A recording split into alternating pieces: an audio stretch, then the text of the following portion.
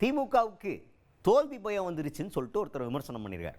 யார் அவர், என்ன சொல்கிறாரு, ஏன் தோல்வி பயம் வந்துருச்சா சொல்கிறார், பார்த்துருவோம் வாங்க. தமிழ்நாடு பாஜக தலைவர் நயினார் நாகேந்திரன் அவர் தான். அதாவது திமுக தனக்குத்தானே ஒரு கணக்கெடுப்பு நடத்தி அதில் கண்டுபிடிச்சிட்டாங்க. இப்போ மக்கள் எல்லாம் வந்து திமுகவுக்கு எதிராக இருக்காங்க, திமுகவுக்கு தோல்வி நிச்சயம் அப்படிங்கிறத திமுகவே கருத்து கணிப்பு நடத்தி கண்டுபிடிச்சிக்கிட்டாங்களாம்.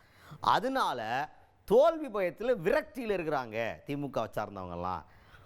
அதுக்காக தான் வந்து எம்எல்ஏக்கள்லாம் நிறைய இடத்துல பொதுமக்களை அட்டாக் பண்ண ஆரம்பிச்சிட்டாங்க. அடித்து விரட்டுறது அப்படின்ற சம்பவங்கள் நிறையா நடந்துக்கிட்டு இருக்கு. இதுக்கு காரணம் விரக்தி தான், தோல்வி பயத்தினால் ஏற்பட்ட விரக்தி அப்படின்ற விமர்சனத்தை முன் வச்சிருக்கிறாரு நயினார் நாகேந்திரன் அவர்கள். தோல்வி பயம் வந்துருச்சு, அவங்களே ஒரு கருத்து கணிப்பு நடத்தி அதில் வெற்றி வாய்ப்பு அவர்களுக்கு இல்லை என்று அவர்கள் தெரிந்து கொண்டிருக்கிறார்கள்.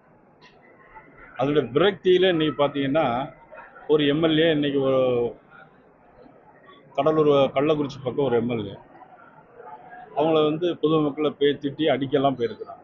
காரணம் விரக்தி, அவங்க தோற்று போயிடுவாங்கிற விரக்தியில் இருக்கு. இன்னொரு எம்எல்ஏ பார்த்தீங்கன்னா தண்ணி கொண்டு போகிறாங்க, தண்ணி சரியில்லை அப்படின்னு சொன்ன உடனே அதற்காக அவங்க விரட்டி அடிக்கிறாங்க. பொதுமக்களை விரட்டி அடிக்கக்கூடிய சூழ்நிலை இன்னைக்கு திமுக சட்டமன்ற உறுப்பினர்களுக்கு.